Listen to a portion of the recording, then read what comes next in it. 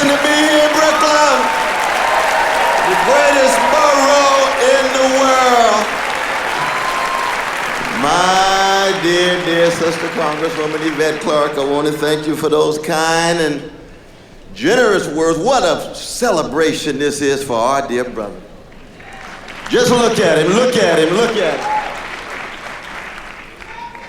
Oh, I love you right back. And I tell you, anytime I get a chance to say something about Martin Luther King Jr., I'm there. Why? Because I know I am who I am because somebody loved me. Somebody cared for me. Somebody attended to me.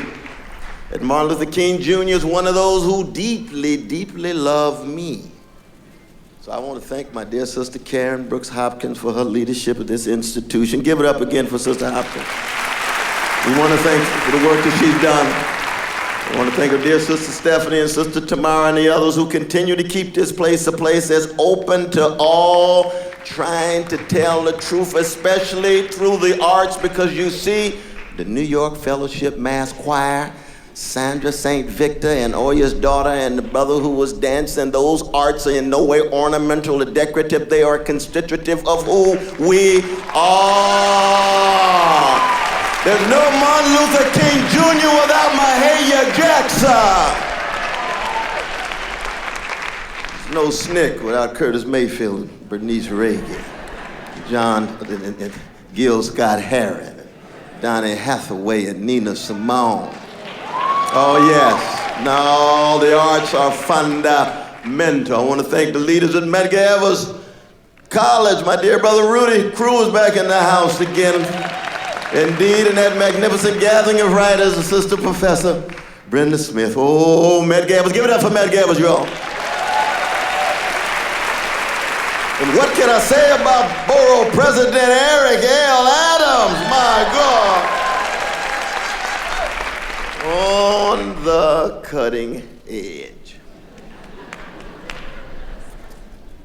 But as I said before, anytime I hear the name of Martin Luther King Jr., it makes me shake and tremble and shiver and quiver.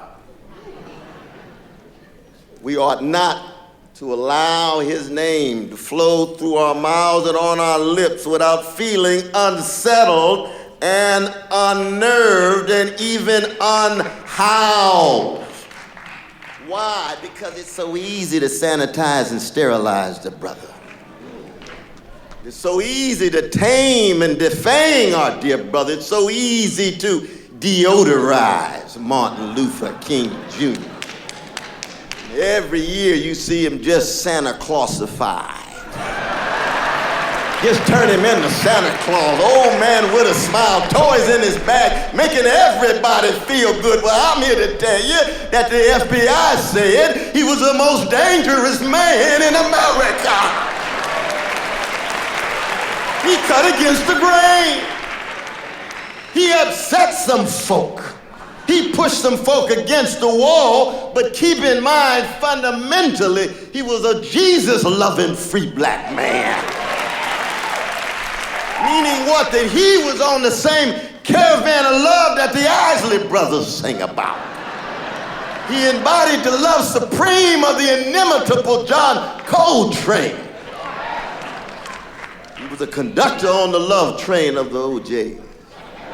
And it's something to be part of a wave of love against a people who've been so hated and despised and dishonored and devalued and rebuked and scorned and spit on and dominated and exploited, and at the same time viewed just as some exotic objects to entertain folk when they want to be stimulated, but when it comes to their humanity, often rendered invisible.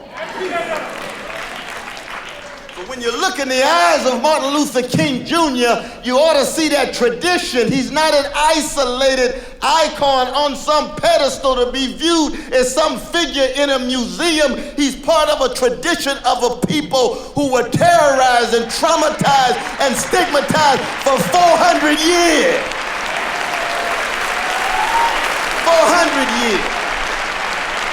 And when he was terrorized, he learned something from Frederick Douglass. He learned something from Sojourner Truth. He learned something from Harriet Tubman. Jim Crow, he learned something from Ida B. Wells. He learned something from A. Philip Randolph. He learned something from Marcus Garvey. What did he learn? He learned that I would rather be dead than afraid. And he said, I'm going to straighten my back up. I'm not gonna laugh when it ain't funny and scratch when it don't itch. I'm not gonna wear a mask, try to make my way through a mainstream just to be successful and end up well-adjusted to injustice. Or end up well-adapted to indifference. Martin Luther King Jr. comes from a tradition of a people, a blues people who know every catastrophe on intimate terms with terrorism and decided not to terrorize others. That's a lesson for the world. You think after 400 years there'll be a black Al-Qaeda? No. A black ISIS? No. Al-Qaeda, ISIS, gangsters, thugs. We've been gangsterized, we've been thugified, but we refuse to be gangsters and thugs in response. That's a message for the world. And the world better take notice. Because the whole world got the blues, not just the nation. And if you don't learn something from a blues people, you're going to lose the best of whatever civilization you're part of. And that's why the voices and the visions of not just Martin King, but of Malcolm X, of Stokely Carmichael, of Diane Nash, they come together. Don't isolate my brother. He's part and parcel of a chorus. Like Duke Ellington Jazz Orchestra, with little Johnny Hedges here and a little Gonzalez there. But raising all of their voices together in such a way that it produces such magnificent collective performance that it stirs your soul. And this is very important these days because most of our culture and music is just stimulating bodies. It's not stirring souls.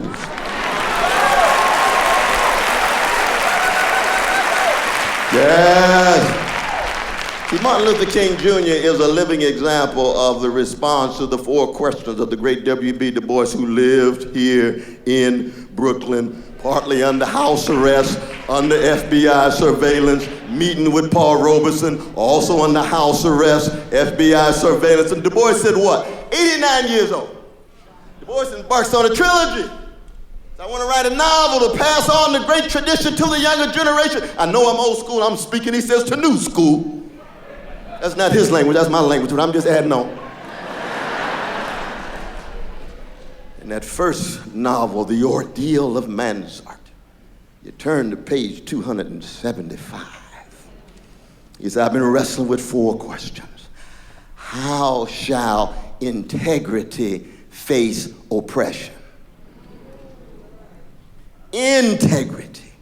Oh, dear brother, was not just a spiritual titan, not just a magnificent leader, not just a great preacher, he was a man of integrity. And I didn't say cupidity, love of money. He died broke as the 10 Commandments financially. And we're living at a time when so many folk are driven by love of money. Everything for sale. Everybody's for sale. All you got to do is just dangle some cash in position or little assets, and lo and behold, their voices get very diluted. Martin Luther King Jr. used to say over and over again, especially the black leaders who came down on him so hard when he came out against the war, came down on him so hard when he tried to organize poor people across the board. He told Brother Andy Young, I love you, Brother Andy, but when you talked about me so bad, I understand that what you say may get you a corporation grant, but it won't get you a foothold in the kingdom of truth. That's Martin Luther King Jr. In the last year and a half of his life, 72% of all Americans disapproved of our brother. And 55% of black people disapproved of Martin Luther King Jr. the last year and a half of his life. We need to remind our brother that everybody loves him now that the worms got his body. But when he was walking around in flesh and blood, And trying to tell the truth, and the condition of truth is always what? To allow suffering to speak. So when he came out against the war and he said, oh, this makes you unpatriotic, he said, no, you never knew me. I'm a cross bearer before I'm a flag waver. Every flag is under the cross. I choose to wear the cross. What is the cross? Unarmed truth. What is the cross? Unconditional love and justice is what love looks like in public, just like tenderness is what love ought to feel like in private. He said, I'm a love warrior. You never knew me if you think I'm not going to tell the truth about what's happening, not just with the precious black brothers and sisters in gut bucket, Jim Crow, Mississippi, Alabama, Georgia, or the Jim Crow in the North, the Jim Crow Jr. in the North. Like the new Jim Crow in the prison industrial complex across the country. But I'm going to talk about the babies in Vietnam too. I'm going to talk about the babies in Latin America. I'm going to talk about the babies in the Middle East. I can hear Martin Luther King Jr. saying explicitly, a Palestinian baby has exactly the same status as an Israeli baby. I can love my Jewish brothers and sisters. I can love my Palestinian brothers and sisters, but occupation of any people is wrong. That's the kind of Martin Luther King Jr. we need. That's what the young folk are looking for. That's what's happening in Ferguson. That's what's happening in Staten Island. They don't want the same thing. They're looking for something, as Ashford and Simpson would put it, real. They're looking for the real thing. What is the real thing? Integrity. I didn't say purity. Martin Luther King Jr. was not a pure and pristine brother. He was a human being. Just like me and you, he was a featherless, two-legged, linguistically conscious creature born between urine and feces.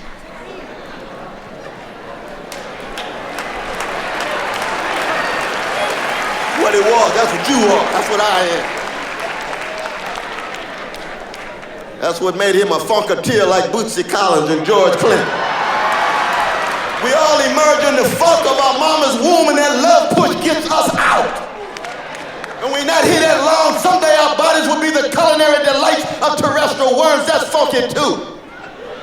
But what you gonna be in the meantime, in that dash between mama's womb and tomb? That's what Brother Martin was wrestling with. That's why he said, longevity is not my focus. I want integrity, I want quality. That first question of Du Bois, how shall integrity face oppression? Look at Martin Luther King Jr. Look at his mama, Alberta Williams King. Look at Daddy King. Look at his sister Christine. Look at his brother A.D. Look at Benjamin Mays in Morehouse shaping that brother. Look at Professor Walter Shivers trying to give Martin intellectual cosmopolitan analysis so he's not just concerned with the chocolate side of town, but he must start there. Too often we see black folk love everybody but black people. Something wrong with that. Something wrong with that. Yes, we love our white brothers and sisters. They're precious, brown and yellow and red too. But if you're not loving your own mama and granddaddy and daddy, something wrong. That's Martin Luther King Jr. The second question of Du Bois, what does honesty do in the face of deception? Because we live now in a world with a corporate media that generates just weapons of mass distraction. The things that really matter, not a lot of dialogue. That's why we don't talk too much about the torturers who have gone free, but we're obsessed with enforcing the law in the hood. We don't talk a whole lot about the Wall Street executives who have committed crimes across the board, insider trading, market manipulation, fraudulent activity, and some of them just engaged in embezzlement, which on the street means just stealing. And not one goes to jail.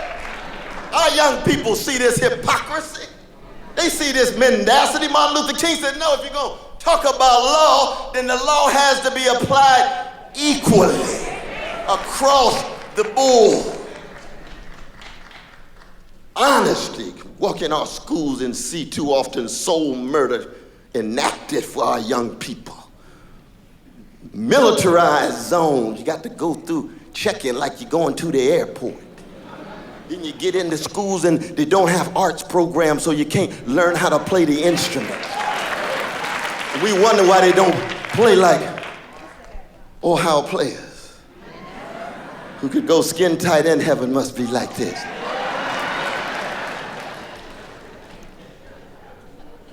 Play the instruments, not just machines. Or let's Clyde Stubblefield get the drummer song for James Brown, not the instrument, not the computer version of drummer song, the real drummer song.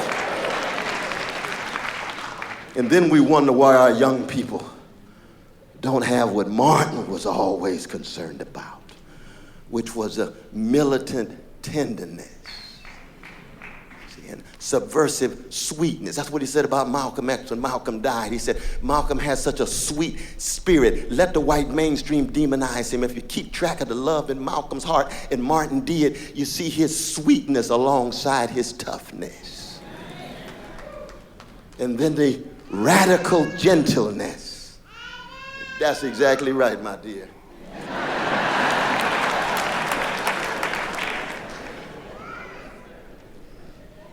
Otis Redding say, try a little tenderness, not say my name, say my name, say my name.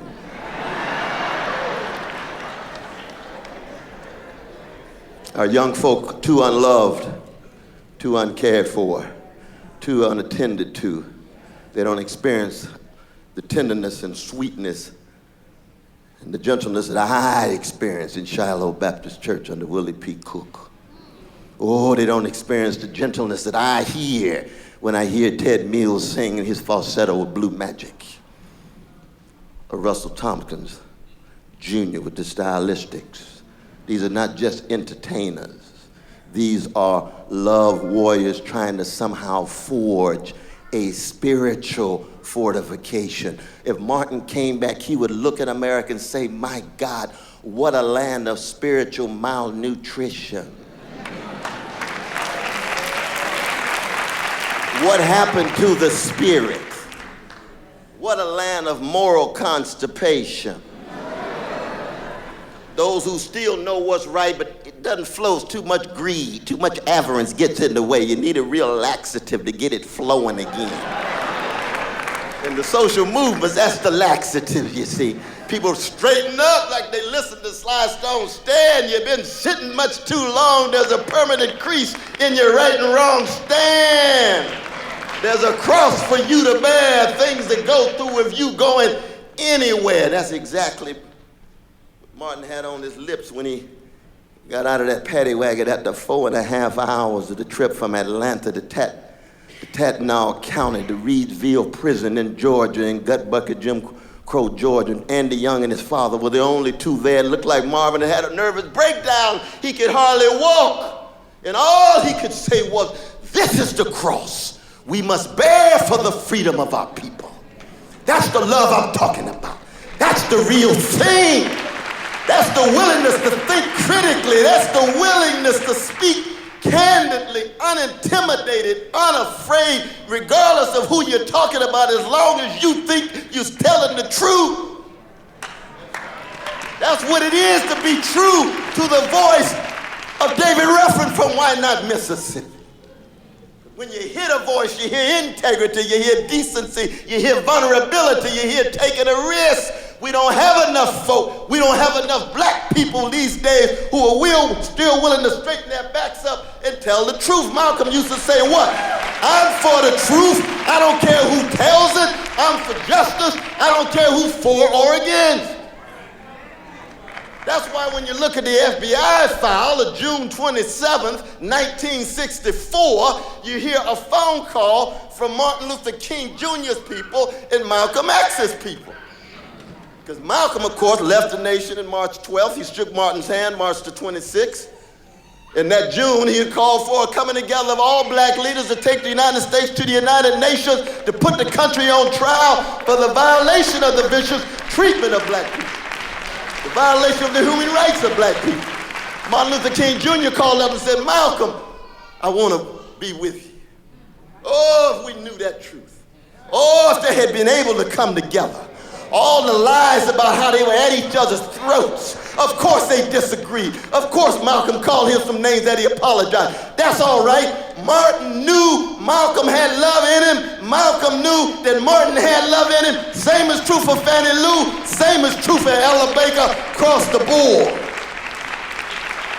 Across the board. People say these days, well, what would Brother Martin say if he looked up? And he saw the 1% who owned 43% of the wealth, and he saw 40% of the poor, children of color, 22% of all children, each one precious in America living in poverty. He'd have tears in his eyes. Then he'd look around at the politicians and say, what you doing? You got to go beyond being legalized.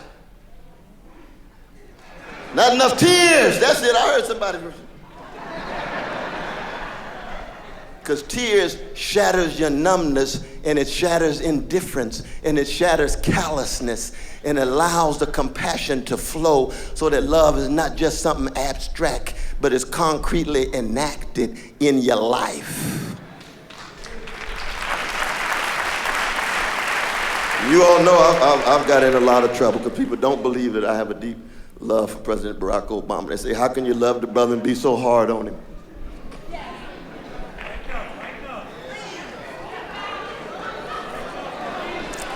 I say, I love Jamal, I love Letitia, I love Juan, I love Juanita.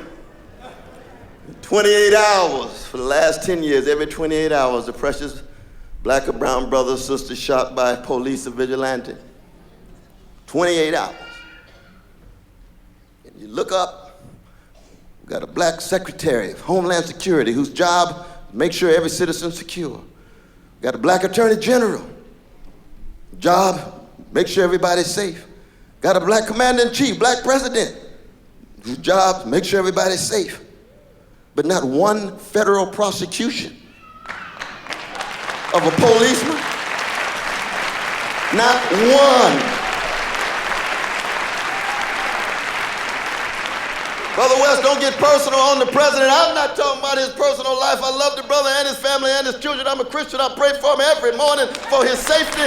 But I'm concerned about policy. I'm concerned about choices you're making. I'm concerned about priorities. Don't allow all of our young folk to get so fired up trying somehow to bring power and pressure to bear, but you hardly have one leader who will look up and say, when will the federal government move on protecting our young people? Too many of them getting killed, too many of them murdered. That's a tough one. Oh, that's a tough one. Martin wouldn't mind. Martin wouldn't mind. Because Martin knew that politicians, no matter what color they are, they can be strong, lukewarm, or weak. Depends on who they are. We saw some strong ones today. We saw some lukewarm ones today. I won't go into it. I love them, I love them, I love them. But it's not just about the individual, it's about the richness of the tradition. This is what Martin would want. The last thing he wants to be is some kind of figure on America's Mount Rushmore site for self-congratulation and self-righteous celebration. That's not Martin Luther King Jr. at all. No, he want to know what's happening in the prisons. Why did it quadruple in the last 30 years? He want to know about the transfer of wealth from poor and working people to the well-to-do. Why is that the banks don't have very little accountability? Even in the debate here with the police versus the protesters, I could hear Martin Luther King Jr. saying, wait a minute, we got to start with the fact that human beings across the board, these young folk getting shot, they're human beings. Police, some of them doing the shooting, most of them not at the moment, they're human beings too. Police, working people. Wouldn't it be nice if the police and the teachers made 1/10 the amount of money that bankers make? Oh, you'd have different kind of priorities, y'all. Yeah, they need to have better working conditions. They need to have much, much higher salaries. Teachers too, especially in the inner city, they ought to get triple amount. we're at a point now, of course, where rich kids get taught and poor kids get tested. So it's hard to even generate critical sensibility. Honesty, that's Brother Martin. But he would tell the police, those are precious young folk you're dealing with. You don't violate their dignity. I'm not even talking about their rights. I'm talking about something spiritual, something moral, not just something legal, not just something political. And if you do violate their rights, you go to jail. You go straight to jail. Across the board. It's just a matter of being honest. James Baldwin, one of the great sons of Harlem, used to say, all I want to be is just a writer and an honest man. But you see, black folk in general, all we've really wanted is a fair chance. We've got too much death, too much poverty, not enough self-love. All we really want is a fair chance. And all we've ever wanted, as Martin would remind us, is the ability to lift our voices. But that is a serious thing. You see, there's a difference between lifting your voice and lifting your echo. We've taught so many of our young folk these days just to be echoes in order to fit in so well. So they become successful and often forget what they ought to be faithful to. Something bigger than them. That's why the music is so fundamental. Even though so much of the music of our young folk is so thin, it's hard to sustain them in a catastrophe or in a crisis. Wu-Tang Clan is right. Cream. Cash does rule everything around me. With the same oligarchs controlling recording, radio, video, and live performance. That's why you don't have the Delphonics or Dramatics, the main ingredient, the whisper, the Jones Girls, the emotions out there. Because that kind of tenderness in the music is empowering, especially in moments like now, where people are beginning to awaken, shatter the sleepwalking, putting a smile on Martin's face from the grave. Lo and behold, these folk are really waking up, but can they sustain it? That's gonna be the question. It has so much to do, not just with the quality of leadership, even though I'm very critical of so many of our leaders who tend to, on the one hand, say something in public and on the other hand, in private, not putting too much pressure on. That's what I love about Martin being a Jesus-loving free black man. Because when you are a Jesus-loving free black, white, red, or whatever, or like Malcolm, an Allah-loving, free black man. I like James Baldwin, an agnostic, loving, free black man. Freedom doesn't come just for Christians. No, freedom doesn't come just for Christians. No, I do think as a Christian there's a special joy. The joy didn't give me in the world. The world can't take away. I understand that now. But I'm talking about freedom. And my God, in our churches, mega churches, but not a lot of mega courage. Mega churches, not a lot of mega love. Too many pastors, CEO, and not enough allowing their prison ministry to flow. Oh, that's part of the challenge that Martin would see and say. His radical love tied to radical analysis, tied to radical truth-telling and witness-bearing. Third question, what does decency do in the face of insult? These days, to aspire to integrity, honesty, and decency damn near makes you a revolutionary. Because there's so many lies, so much mendacity, so much superficiality, so much conformity and complacency coming at us. But just to be decent and to say that no matter how much you attempt to push me in the gutter, I'm not going to drag you in here so we just reinforce the same thuggery. That's what Brother Martin had to say at the funeral of the 4 girls. Who pulled the trigger, he said. You all remember that speech? See it tonight. It reminded me of Emmett Till's mama when she had to speak looking at her baby in the open coffin.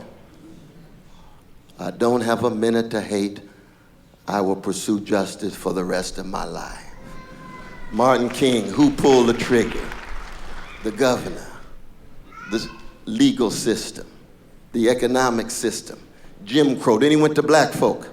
The black folk who have big cars, big mansions, big positions, but still scared and afraid. Oh, that hit him hard. He was talking about the niggerization of the black middle class. He was talking about those who have unbelievable visibility and power, but when it comes to speaking the truth, they hardly want to say a mumbling word until they check with their agent or their spinster. That's why Curtis Mayfield show up at Martin Luther King Jr.'s rally, and the agent say, "Stay away, Curtis, stay away, your whole career goes under. We trying to make you a crossover." He show up with his guitar anyway and go home and write, "We a winner." That's Curtis Mayfield. John Coltrane on the third line of Malcolm X, the third row of Malcolm X. And they say, "Please don't be seen with Malcolm, John. Do you realize he's a hater?" He's a hater. He said, "I want to see what he's up to. I'm about love supreme, you know." When they ask him, "John Coltrane, what do you think about Malcolm X?" He's quite impressive. And listen to my Alabama as I create dark melodies over the speech that Martin Luther King Jr. gave for the 4 girls in Birmingham, or Reverend King on the album Cosmic Music. That's the courage we need, y'all. That's the integrity, the honesty, the decency. Last question, you've been so patient. How does virtue meet brute force? And oh, that's the fundamental question. Because anybody who raises their voices and puts their body on the line to tell the truth about the vicious legacy of white supremacy in America is already a candidate for character assassination or literal assassination. You have to be willing to pay that cost if you're going to tell the truth. It's a fact that Martin Luther King Jr. comes from a tradition that says, yes, I'm on the love train, but I want you to know that death, where is thy sting? Grave, where is thy victory? I'm not here just to live forever. I want to live a life of integrity, honesty, decency, and a sense of virtue. I know I will fall. I know I will fail. I'll try again, fail again, fail better. Try again, fail better. But I'm going to keep on moving on. I'm going to keep on struggling, keep on swinging like Ella Fitzgerald and Muhammad Ali and a whole host of others. And I'm not going to do it just by myself. I'm going to go to Rabbi Abraham Joshua Heschel on the Jewish side of town because he's a Torah-loving, free Jewish brother. Come on, Brother Heschel. Be with me, Dorothy Day. Come on, Vanilla sister. Be with me. We in this together. We all in this together, Brooklyn. Let us never forget our dear brother linked to a great tradition. Love you, brother.